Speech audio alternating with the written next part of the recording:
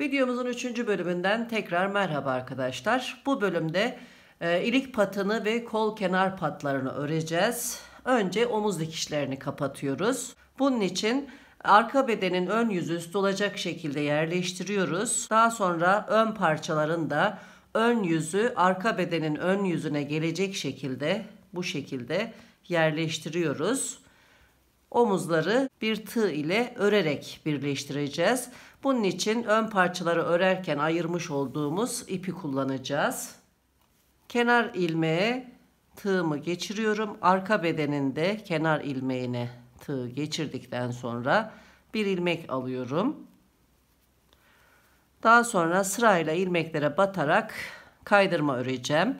İlk ilmeğim bu. Şöyle ilmeğin içine batıyoruz. Alt parçada da yine ilk ilmeğin içine batıyorum. Bir ilmek alıyorum. Tığdaki ilmeğin içerisinden geçirip kaydırma örüyorum. Sıradaki ilmeği buluyorum. Tam ilmeklere denk gelecek şekilde batıyoruz. Şuradan belli oluyor zaten. Burada da aynı şekilde sıradaki ilmeğin içerisine batıyorum. İlmek alıp kaydırma örüyorum.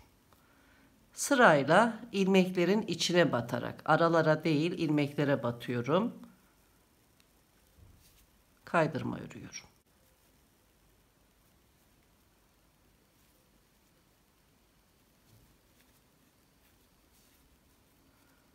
İp ayarlamasını da yapıyoruz. Çok kasmaması için çok sıkı örmüyoruz.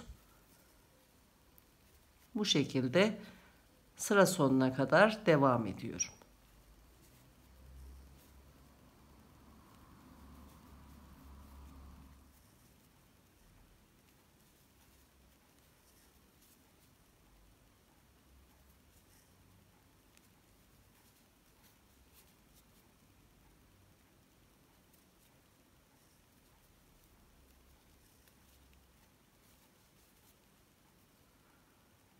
En son olarak da kenar ilmeklere batıyorum. Bir ilmek çıkartıp kaydırma örüyorum. Sırayı tamamlıyorum. Bu şekilde. Şimdi ipi ilmekler arasında yürüterek gizliyorum iç tarafta.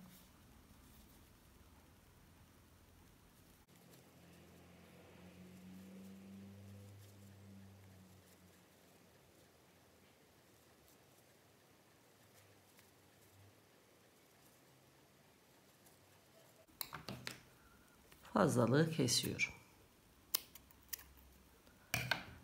Buradaki fazlalık ipi de aynı şekilde temizleyelim. İç tarafta yürüterek gizleyelim.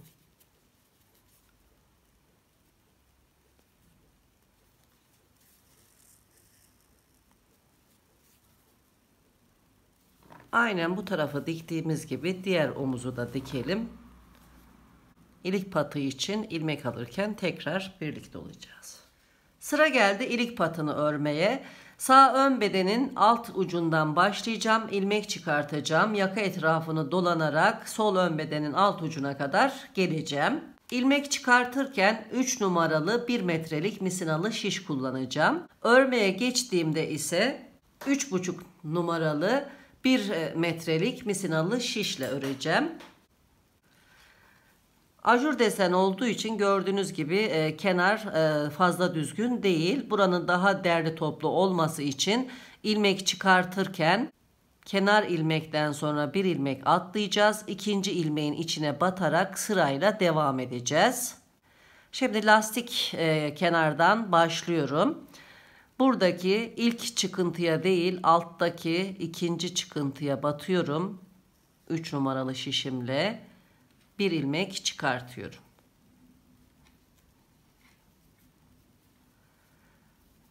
Daha sonra hemen yanındaki ilmeğe batıyorum.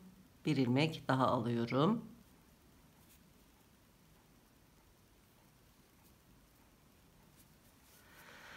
Lastik boyunca bir sıra atlayacağım. Üst sıraya batacağım. Bir sıra başına atlayacağım. Üst sıra başına batacağım. Yani birer ilmek atlayarak devam edeceğim buraya kadar.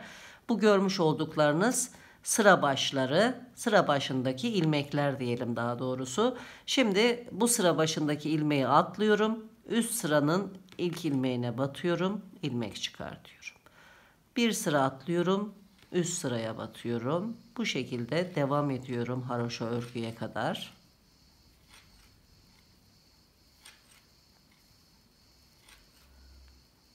Haroşa çizgisine kadar geldim. Lastik bölümde 2, 4, 6, 8 ilmek oldu. Şimdi ise arka arkaya her sıranın başına batacağım 3 kez. Daha sonra bir sıra başına atlayacağım. Şimdi ilk sıra başına batıyorum. Bir ilmek alıyorum. Sıra atlamadan hemen üstteki sıranın ilk ilmeğine batıyorum. 2 ilmek aldım. Bir üstteki sıranın başındaki ilmeğe battım. Arka arkaya hiç sıra atlamadan 3 ilmek aldım. Şimdi bu sıra başını atlıyorum. Bir üst sıraya batıyorum. Yine ilmek atlamadan arka arkaya 3 ilmek alacağım. 1 sıradaki ilmeğe batıyorum. 2 3 hiç atlamadım, 3 ilmek aldım. Şimdi bu ilmeği atlıyorum. Üst sıraya batıyorum. Yine sıra atlamadan arka arkaya 3 ilmek alıyorum. 1 2 3. Şimdi bir boşluk atlıyorum. Bir üst sıraya batıyorum. Yine boşluk atlamadan arka arkaya 3 ilmek alıyorum. Bu şekilde ilmek almayı sürdüreceğiz. Devam edeceğiz. Omuz başına kadar gösterdiğim şekilde ilmek alınacak. Daha sonra arka yaka kenarına birlikte ilmek almayı sürdüreceğiz. Devam edelim. Omuz dikişine kadar ilmek çıkarttım. Sağ ön beden için 182 ilmek çıkarmış oldum. Şimdi arka bölüme geçeceğim. Arka bölümün tam orta noktasını belirledim.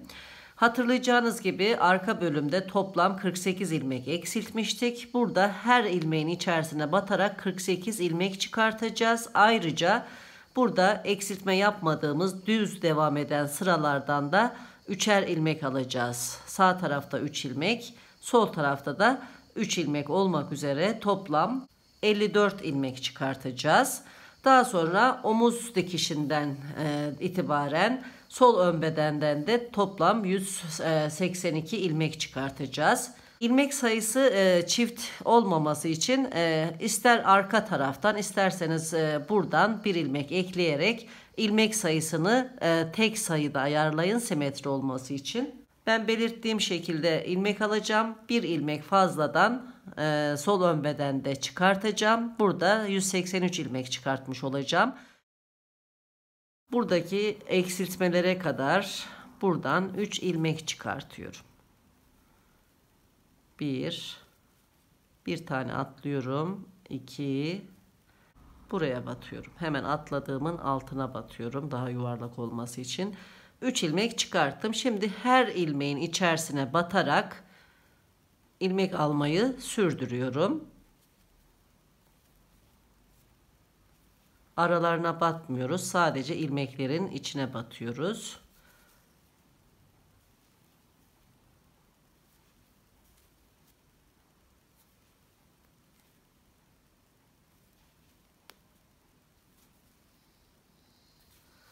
Bu şekilde devam edelim.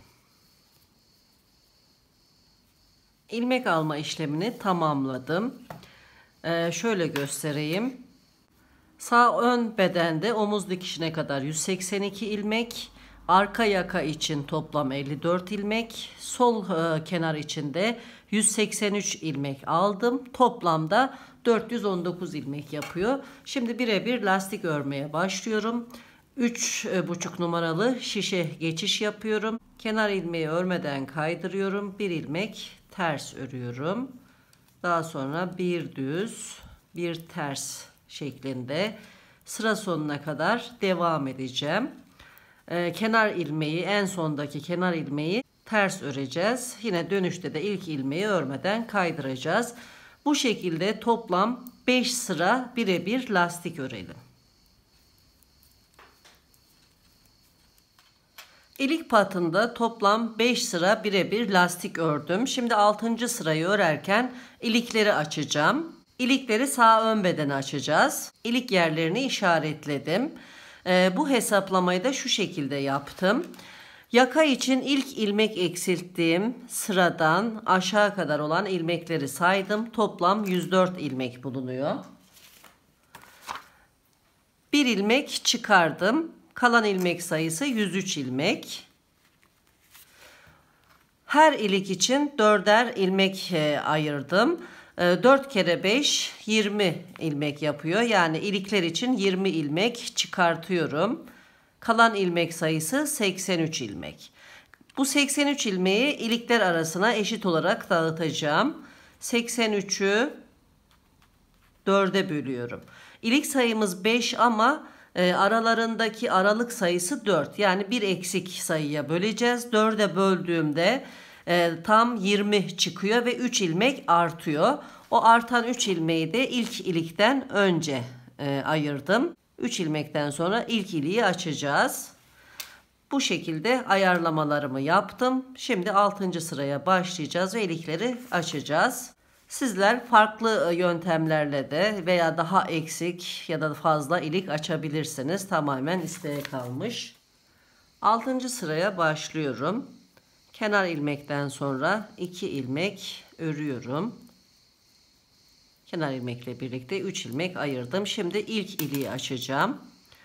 İliklere başlarken düz ilmekle başlamasına dikkat edin arkadaşlar. Daha düzgün oluyor.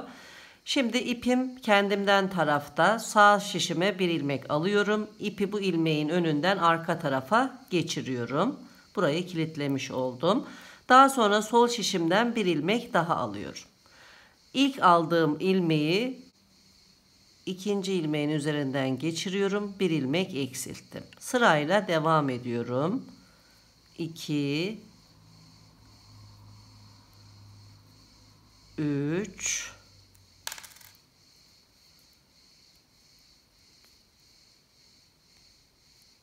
4 ilmek eksilttim. Bu ilmeği tekrar sol şişime yerleştirdim.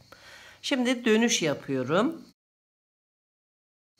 4 ilmekten bir fazla ilmek ekleyeceğim. O fazladan eklediğim ilmeği de bu tarafı kilitlemek için kullanacağım. İlmek sayımız değişmeyecek. İpim kendimden tarafta. Sol şişimdeki ilk 2 ilmeğin arasına batıyorum. İlmeklere değil, tam araya batıyorum bu şekilde. Bir ilmek çıkartıyorum. İlmeğin sağ tarafından batarak sol şişime aktarıyorum. Bir ilmek ekledim. Şimdi bu 2 ilmeğin arasına batıyorum. İkinci ilmeği alıyorum. Aynı şekilde sol şişime geçiriyorum. Devam ediyorum. 3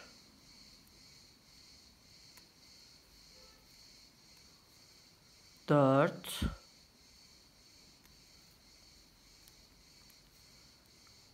5 ilmek ekledim. Tekrar ön tarafa dönüyorum. Devam edeceğim ikinci iliğe kadar. Burada eklemiş olduğum fazladan ilmeği sol şişime alırken sol şişimdeki ilk ilmeği bu ilmeğin içerisinden geçiriyorum. Fazlalık ilmeği düşürmüş oldum. İpimi fazla çekmeden ayarlıyorum bu şekilde. İlk ilik açıldı. Birinci ilmek, devamında 20 ilmek örüyorum bu ilmekle birlikte. Devam edelim. İkinci ilik yerine kadar ördüm. 2 ilik arasında 20 ilmek bulunuyor. Şimdi yine ipim kendimden tarafta. İlk ilmeği sağ şişime alıyorum. İlmeğin önünden ipi arkaya geçirdim. Şimdi sol şişimden ikinci ilmeği alıyorum. Birinci ilmeği bu ilmeğin üzerinden geçirip eksiltiyorum. Devam ediyorum. 2 3 4 ilmek eksilttim. Bu ilmeği tekrar sol şişime yerleştiriyorum. Dönüyorum. İpim ön tarafta, kendimden tarafta. Sol şişimdeki ilk 2 ilmeğin arasından arka taraftan batıyorum. Bir ilmek çıkartıyorum. İlmeği sol şişime takıyorum. 5 ilmek ekliyorum. 1 2 3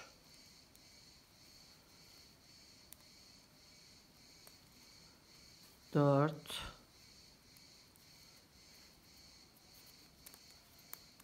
5. Tekrar ön tarafa dönüş yapıyorum.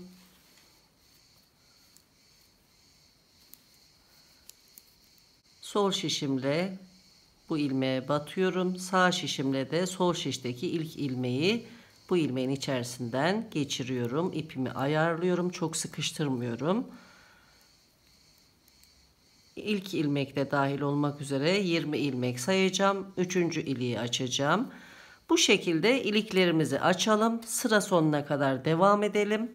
7. sırayı örerken ilk iliği ördüğümüzde tekrar birlikte olacağız.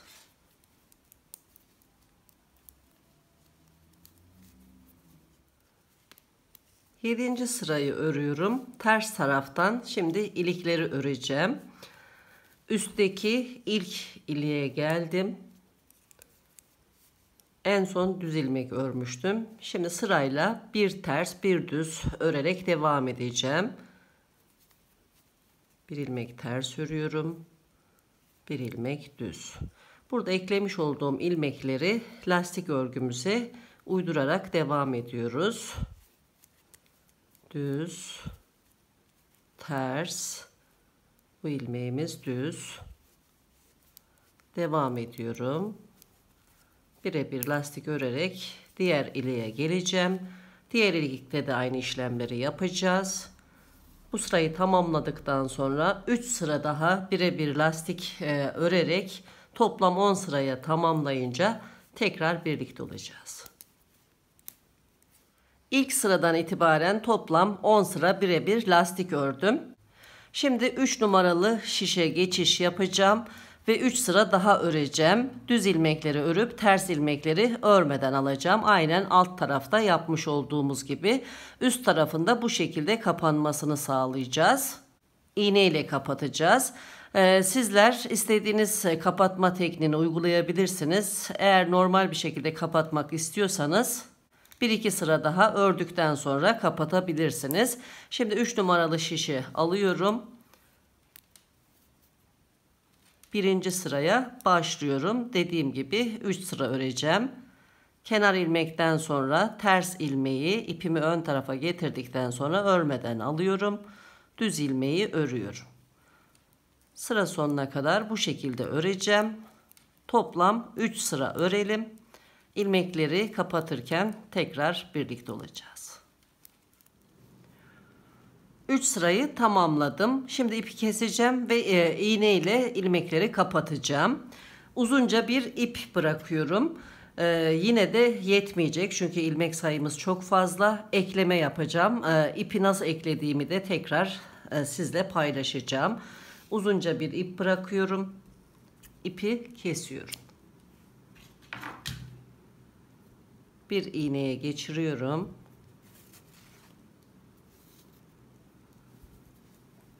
Kapatmaya başlıyorum. Kenar ilmeğin sağından batıyorum. Birinci düz ilmeğe de yine sağ taraftan batıyorum. İpi çekiyorum.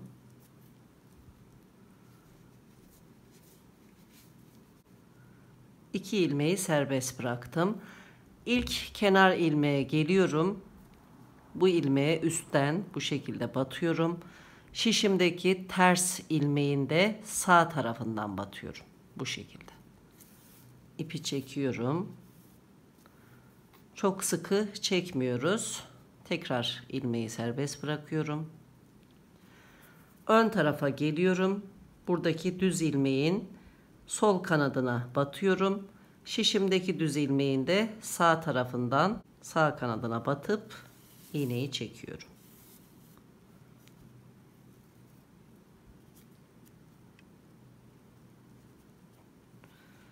İlmeği serbest bırakıyorum. Şimdi yine bu taraftaki son serbest bırakmış olduğum ilmeğe geliyorum. Arka tarafta düz ilmek gördüğünüz gibi. Üstten bu ilmeğe batıyorum. Şişimdeki ters ilmeğin de sol tarafından batıyorum. İpi çekiyorum.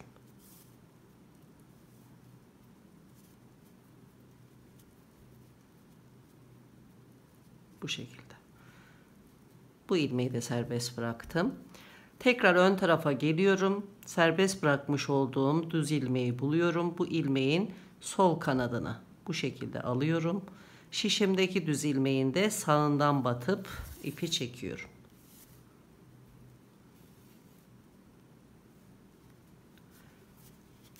Yine ilmeği serbest bırakıyorum. Arka taraftaki düz ilmeği buluyorum. Son serbest bırakmış olduğum düz ilmeğimiz. Üstten bu ilmeğin sol kanadını alıyorum. Şişimdeki ters ilmeğin de sol tarafından batıyorum. İpi çekiyorum. İlmeği serbest bırakıyorum. Ön tarafta da yine aynı şekilde serbest bıraktığım düz ilmeği buluyorum. Sol kanadını alıyorum. Şişimdeki ilmeğin de sağ tarafından batıp ipi çekiyorum. Aynı işlemleri tekrarlayarak devam ediyorum.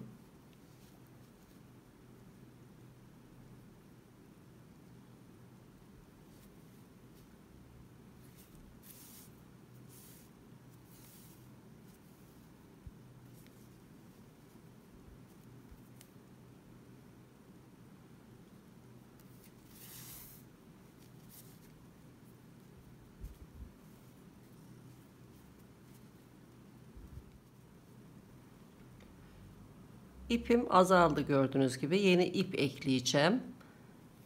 Ters ilmekleri ördükten sonra ön taraftayım. Öndeki iki düz ilmeği bu şekilde alıyorum. Şimdi arka tarafta son serbest bırakmış olduğum ilmeği buluyorum. Bu şekilde batıyorum. Buradan batmam gerekiyordu. Yeni ipimle buradan batacağım ters ilmeğe. İpimi serbest bırakıyorum. Yeni ip alıyorum. İğneye geçiriyorum. İstediğim kadar ayarlıyorum. İpi kesiyorum.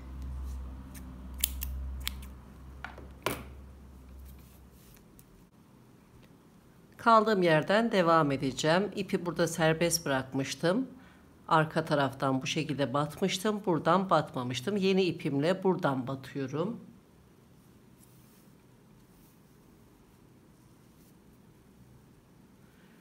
Buradaki ipleri düğümlüyorum. Eski ve yeni ipimi bu şekilde düğümlüyorum.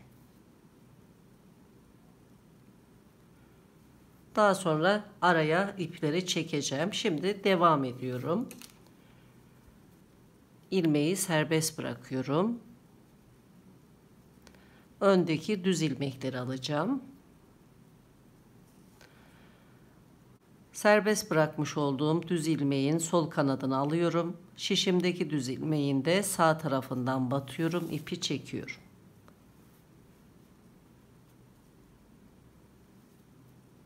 Bu şekilde. İlmeği serbest bıraktım. Arka tarafta son serbest bırakmış olduğum ilmeği buluyorum. Üstten batıp ilmeğin sol kanadını alıyorum. Şişimdeki ters ilmeğin de sol tarafından batıyorum. İpi çekiyorum.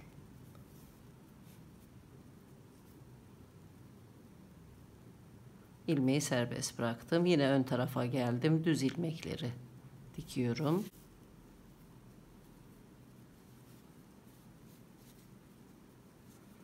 İlmeği serbest bırakıyorum. Arka tarafta son serbest bıraktığım ilmeğe üstten batıyorum. Sol tarafını alıyorum. Şişimdeki ilmeğin de sol tarafından batıyorum. İpi çekiyorum. Aynı işlemleri sürdürüyoruz. Bu ilmekleri de dikeyim. Diğer fazlalık ipleri gizleyeceğim şimdi.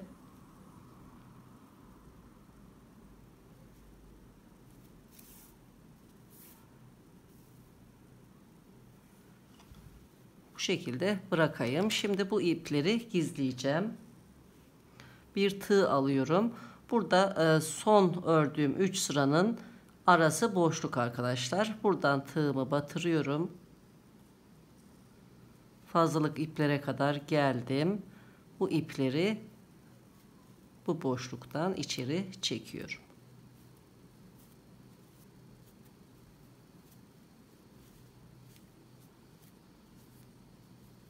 Biraz daha yürüteyim.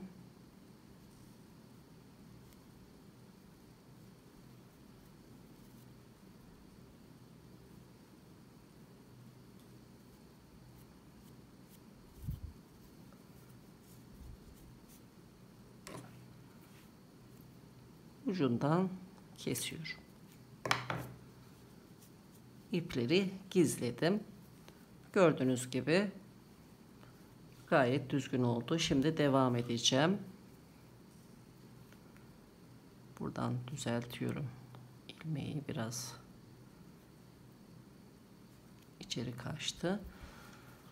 Aynı şekilde sırayı tamamlayalım. Şimdi bu ilmeği serbest bırakıyorum. Düz ilmekleri dikiyorum. Son 3 ilmeğim kaldı. Devam ediyorum. Arka taraftaki ilmekleri dikiyorum. Öndeki son düz ilmekleri alıyorum. Arka taraftan ters ilmekleri dikerek tamamlıyorum.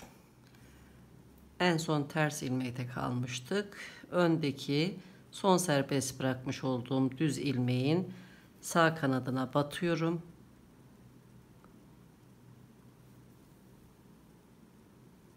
Bu şekilde tamamlıyorum. Daha sonra ipi ilmekler arasından yürütüyorum.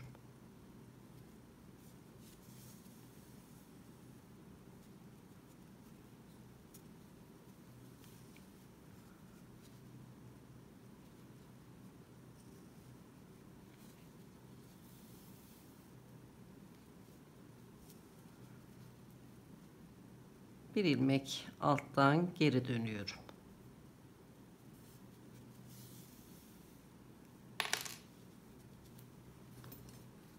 İpi kesiyorum.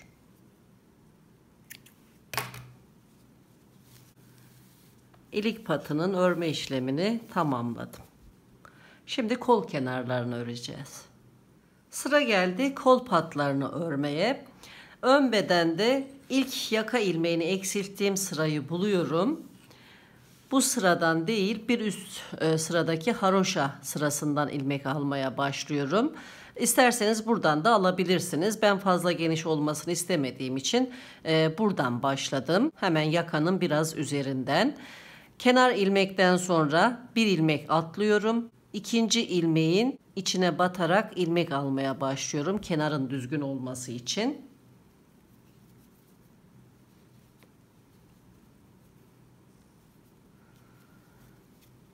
Sırayla ilmek alıyorum. Hemen bir sonraki sıranın başına batıyorum. İkinci ilmeği alıyorum. 3 numaralı şişle ilmek alıyorum. Örmeyi 3,5 numaralı şişlerle yapacağım. Hemen üstteki sıraya batıyorum. Sıra atlamadan 3 ilmek aldım. Şimdi bir sıra atlıyorum. Üstteki sıraya batıyorum. Yine arka arkaya 3 ilmek alıyorum. Bir sıra atlıyorum. Üstteki sıraya batıyorum. Sırayla 3 ilmek alıyorum. Bu şekilde ilmek alarak devam edeceğiz. Omuz dikişine kadar toplam 56 ilmek alacağım. Aynı şekilde omuz dikişinden sonra da 57 ilmek alacağım. Toplamda 113 ilmek yapıyor. İlmek sayısının tek olmasına dikkat ediyorum. Simetri olması için. İlmek aldıktan sonra 3,5 numaralı şişleri alıyorum. Ve 10 sıra birebir lastik öreceğim. Aynen kenar patında olduğu gibi. Lastiği tamamladıktan sonra 3 numaralı şişimle düz ilmekleri örüp ters ilmekleri örmeden kaydırarak 3 sıra daha öreceğim. Daha sonra da ilmekleri iğne ile dikerek bu şekilde kapatacağım. Ben omuz patlarından birini hazırladım. Şimdi diğerini de hazırlayacağım.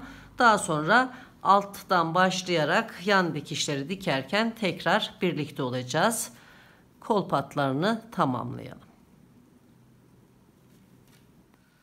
Kol kenar bantlarını ördüm. Bir tarafı da diktim. Yan dikişi bu şekilde. Şimdi diğer dikişi birlikte dikeceğiz.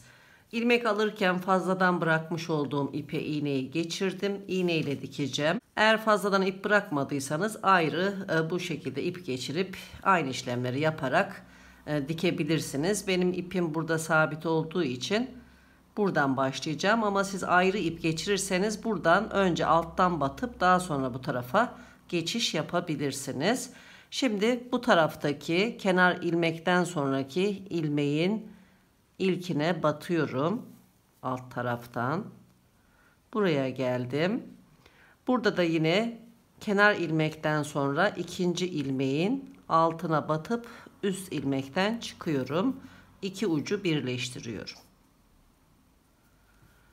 Daha sonra tekrar ön tarafa geliyorum, ön bedene. En son battığım yere tekrar batıyorum. Üst taraftan çıkıyorum. Bu tarafta da yine son battığım yere batıyorum. Üstteki ilmeğin içinden çıkıyorum. Sıkıştırıyorum. Bu şekilde. Şimdi birer birer devam ediyorum. Önce son battığım yere batıp üstteki ilmeğin içinden çıkıyorum. Bu tarafa geliyorum. Yine aynı şekilde son battığım yere batıp üstteki ilmeğin içinden çıkıyorum. Karşılıklı bu şekilde iki ucu birleştiriyorum.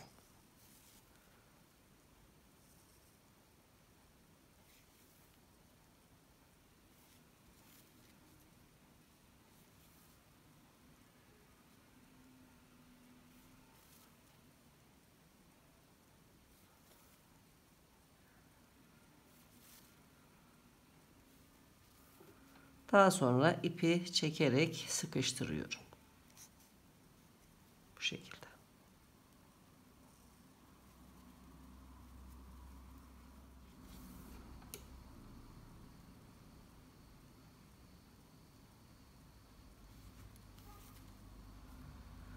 Haroşa çizgisine kadar diktim. Devam ediyorum.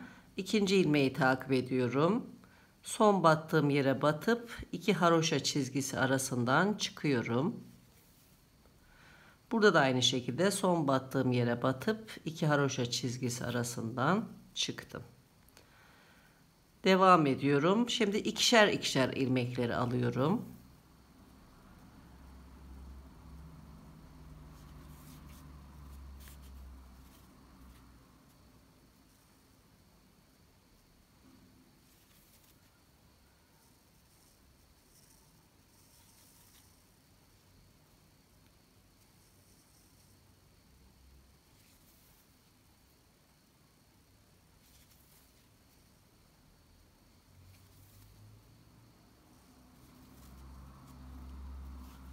Sıkıştırdığımızda gördüğünüz gibi kapanıyor. Dikiş düzgün bir şekilde gözüküyor. Bu şekilde kol altına kadar dikiyorum.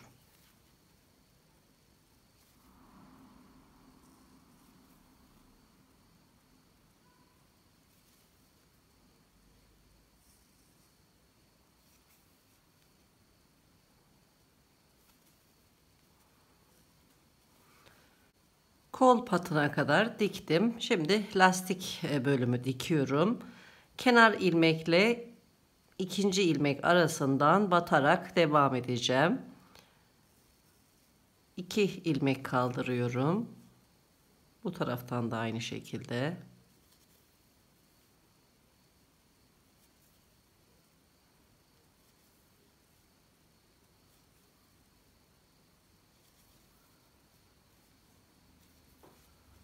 Sıkıştırdığımda toplanıyor gördüğünüz gibi.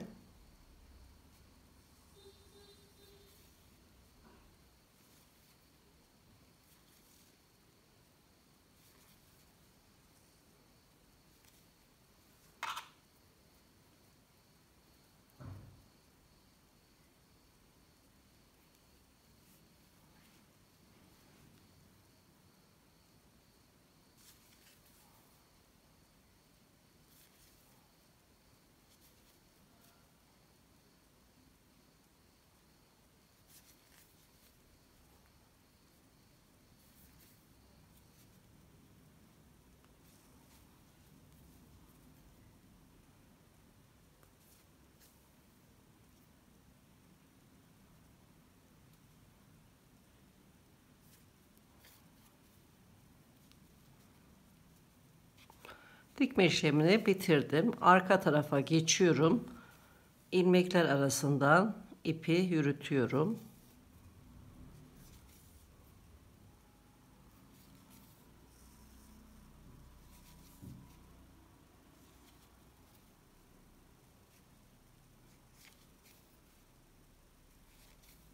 Fazlalığı kesiyorum. Bu şekilde.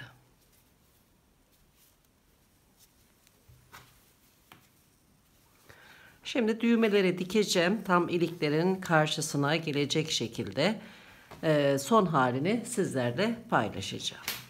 Yeleğin düğmelerini dikip bütün işlemlerini tamamladıktan sonra şampuanlı ılık suyla yıkayıp duruladım. Suyu iyice süzüldü. Nemli olarak düz bir zemin üzerine serdiğim havlu üzerine yerleştirdim ve kurumaya bıraktım. Son hali bu şekilde. Kameranın kadrajına tam sığmadığı için boydan gösteremiyorum arkadaşlar. Şu şekilde göstermeye çalışayım. Omuz dikişlerimiz bu şekilde. Kol bantları, yaka, arkadan görüntüsü yine ön taraftan bu şekilde gözüküyor. Oldukça şık, güzel bir yelek oldu. Bir videonun daha sonuna geldik. Yeni videolarda tekrar buluşmak üzere. Hoşça kalın, sağlıkla kalın.